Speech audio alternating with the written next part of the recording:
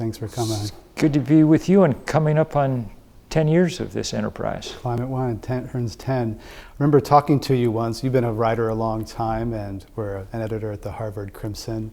And you said your theory of change is that you would write books and the world would change. How did that work out? That was my theory when I was 27. And I wrote, the first book about climate change. And in fact, it actually got read. I have no complaints. It's in, I think, 24 languages and was a bestseller all over the place. But that's not, as it turns out, how change actually happens. I spent the first 10 years, that came out in 1989, and I bet I spent the next 10 years under the misimpression that we were engaged in an argument about climate change. And that hence more books, more articles, more speeches, more symposiums, would eventually, we would have won the argument and our leaders would then act. At a certain point, it finally dawned on me that I had it entirely wrong. We'd won the argument by the mid-1990s. Science was very clear about what was going on. It's just that we weren't really in an argument, we were in a fight. And the fight wasn't about data, and the fight was about money and power, which is what fights are always about. And this was a fight that the fossil fuel industry was winning. So I did eventually reach the conclusion that, though I continue to write, another book was not probably what was going to move the needle. We were going to need to organize and try and build some power equal to the money power that the oil industry had to throw at all this. And civil disobedience has been a tool. You've won the Gandhi Award, obviously civil rights, civil disobedience. Your dad was arrested at a protest supporting Vietnam veterans against the war. So what role did your dad have? So this was very out of character for my father, who was a journalist and a business journalist. He worked at Business Week and the Wall Street Journal and things. But I grew up in the town of Lexington, Massachusetts, birthplace of American liberty. And in fact, I made my livings in the summer guiding tourists on the Battle Green, wear my tricorn hat. The Vietnam Veterans Against the War, led by a then young and dashing John Kerry, came one night in 1970 or 71 to camp on the Battle Green there in a symbolic protest against the war. And the town fathers told them they couldn't, and 500 people in that small town were outraged enough by that decision that they joined these veterans on the green and waited there until they were all carted away to the DPW hall and fined $20 and released. I was proud of my dad for doing that. And you were arrested a few years ago in front of the White House, spent 3 days in jail. Tell us about that experience, and were you thinking about your dad then? Yes, of course. Going to jail's no fun, and that was actually, that was Central Cell Block in District of Columbia, and for a few days, so that was real. But it's not, at least in those short doses, the end of the world. The end of the world is the end of the world. That's why we do what we do. And I think that, a number of people have decided that there's something powerful about feeling like you're taking action occasionally that's at least a little commensurate with the scale of the problem. Now, civil disobedience is just one tool in the activist toolkit. You don't want to use it very often because, like any tool, it gets dull, both literally and figuratively. But there are moments when you need to underscore the moral urgency of some question. At the moment, the great example is what our incredibly brave Native American brothers and sisters are doing on the high plains of the Dakotas, trying to stand down the U.S. Army Corps of Engineers before they can build a pipeline across the water supply to their reservation. They've been met with the same kind of repression that civil rights activists were met with in the 1960s, police dogs attacking them. It's horrifying to think that that's still going on, and such kudos to them for their bravery.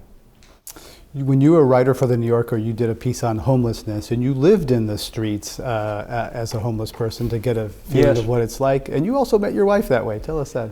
She was also involved in homelessness work around New York City. So, I mean, this was just when homelessness was just becoming a real issue in New York. Back before we knew it was going to be we were going to allow it to become a kind of permanent feature of urban life. In the early 1980s, it seemed bizarre, you know. The editor of The New Yorker, Mr. Sean, asked me to go do this reporting, and then I was running a homeless shelter at my church, and my wife was doing similar kinds of work, hence we met. So one of those occasions when doing the good thing ends up profiting you far more than anybody else. I led the divestment movement at Occidental College after Barack Obama did, and that's partly how I met my wife.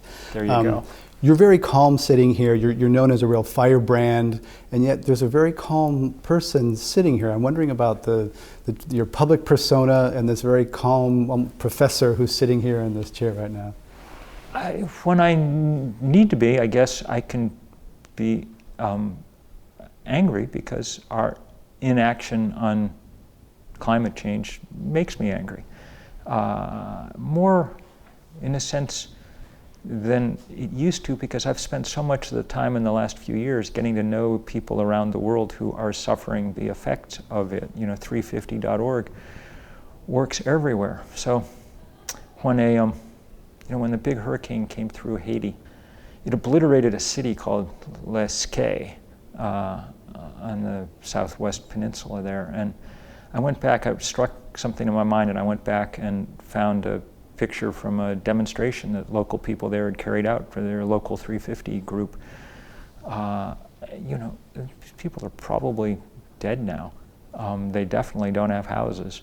And just looking at it, was a reminder to me again of what the stakes are, and this happens every day. Yesterday I was on the phone with our crew in the Philippines. Last spring I was, because another typhoon, last spring I was in the Pacific when that wave of warm water was washing across the Pacific that wiped out 80% of the coral in some places, So I see the people now that are getting trashed, and that combined with our continued lack of action, here does make me, in a certain sense, angry.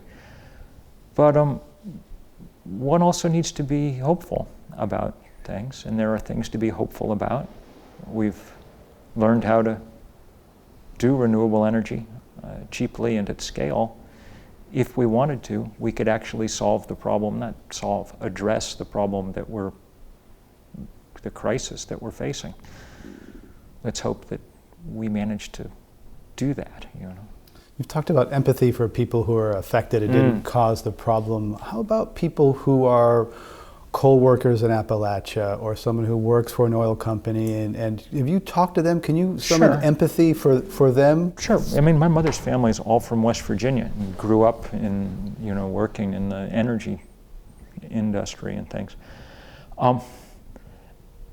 And of course, in every effort to do anything about coal, that, for instance, that any environmentalist or Democrat or anything has put forward for the last decade has come with lots of money for retraining and so on and so forth.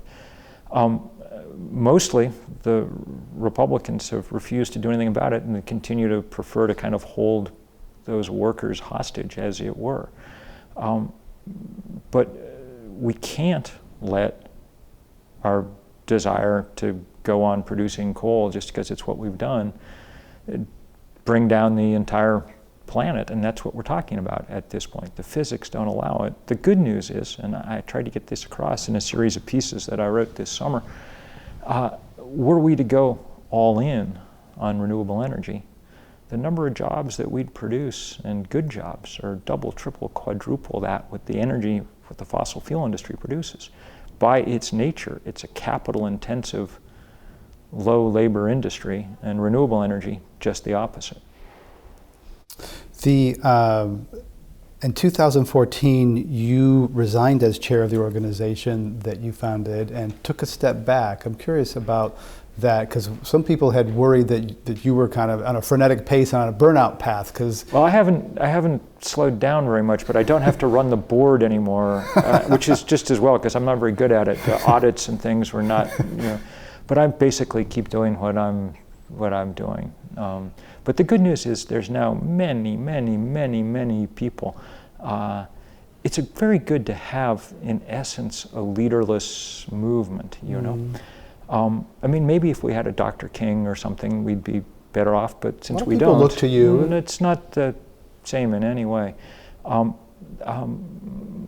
think my most useful work now is holding up the work of other people, helping to identify and illuminate people doing good work all over the place. There are days when the most useful thing I do is just use the somewhat massive Twitter feed I have to point to good things that people are doing elsewhere.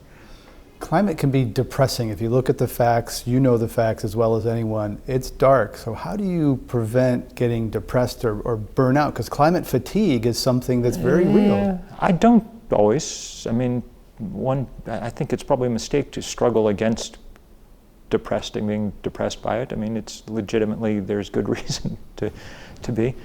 But it's cathartic and useful to be engaged in the fight.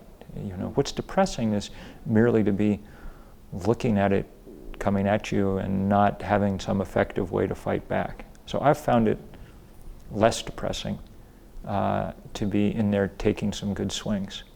I find it to be a conversation killer sometimes. People who know, you bring it up and you're like, I don't know, I know it's bad, I don't know what I can do about it, so I'll put it out of my mind. And I think that's actually I think you're exactly right, that's been the biggest problem overall. It's such a big problem that it seems so unlikely that there's anything any of us could do that would actually affect it, that the trick to building a movement for the last 10 years has been convincing people that there's enough other people like them that there's a plausible chance that we can together get something done. I wrote a piece the other day saying, always the question I get asked most when I give a talk or something is, what can I do? And I said, it's almost the right question. You yourself as an individual really can't do much at all. I mean, yes, I've got solar panels all over my roof. I drove the first electric Ford in Vermont, those are good things. We should all be doing them. I mean, I can't imagine why anybody wouldn't, in a sense. But I don't try to fool myself that they're actually solving climate change. They're not. This is a structural, systemic problem. In the time we have to solve it, we'll solve it politically or not at all. So the most important thing that you can do is not be an individual. It's to join with other people to build the kind of movements that are necessary to change the politics around this question. One most visible example of that was the People's Climate March in 2014. I was there observing. What was it like? I remember seeing Al Gore and others, Ban Ki-moon, there, surrounded by hundreds of thousands of people. What was it like to have helped make that happen and to be in it? It was great fun. It was a terrific day. I enjoyed it. I thought there were several things about it that I thought were great. One was that, the first 40 blocks of marchers were all indigenous people and frontline community, people who were really, which is how it should be. And one of my jobs for the morning was just to tell all the U.S. senators and things, no, you have to not at the front of the line. It'll be okay, don't worry. And it was okay. And one of the other things that was great about it was that because it was such a huge coalition that had organized it, sort of as a practical result, it was hard to figure out who should be giving speeches and so on and so forth. So we just dispensed with that and marched. And the message really was the march itself. And I didn't actually talk to anybody at the end who said, darn, I wish there'd been some long speeches here. I really missed that part where someone tells me all the things I already know for, half an hour.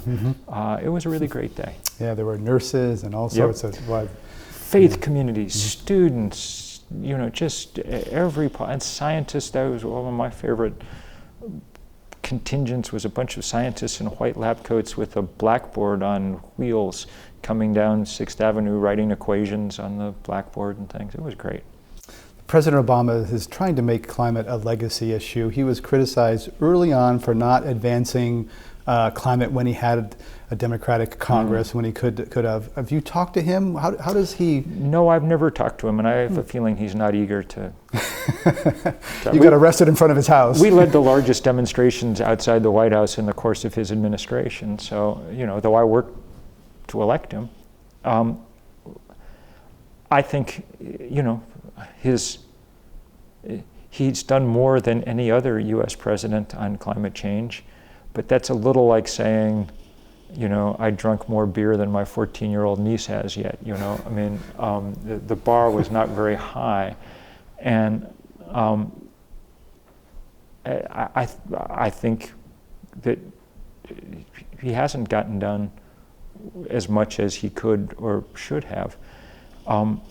The biggest effect, the biggest part of the last 8 years has been moving the country off coal onto natural gas. And it appears now, what everyone thought at the beginning of that process, that it wasn't a good idea. That the result is we're now leaking so much methane into the atmosphere that greenhouse gas emissions may have gone up over the 8 years of the Obama administration. Certainly they haven't gone down much. That was because that was the easier thing to do than take us from coal to renewable energy. That's what we actually have to do. Last question is, you've said that you're under surveillance by right-wing stalkers. Tell us. I actually, it wasn't me who said it, it was them. They called a press conference or something, did an article in Politico in the late spring, and it said that they decided that myself and I guess Tom Steyer, your neighbor here in San Francisco, where they were going to follow with they said the same kind of scale of operation of opposition research and video tracking that they normally reserved for presidential candidates. So yes, now often when I'm going someplace, there's someone with a video camera right in my face, and they post this and that, and they're, go through my papers and so on and so forth. It's annoying. Got to shred your trash before you put it out. It's annoying and sad, but what's really ridiculous about it, I guess, the thing that sort of gets me about it in the end is, it's just one more effort to avoid having the conversation that we've got to have as a society about the biggest problem that we've ever faced. And it's just a conversation that the fossil fuel industry has been unwilling to really have. And we will continue to force them to have that conversation as much as they try to change the subject. Bill McKibben, thanks for coming and thanks for all you're doing. Thanks for all that you're doing and for a long time. There's not many people who've stuck with it with this kind of diligence, so many thanks to you.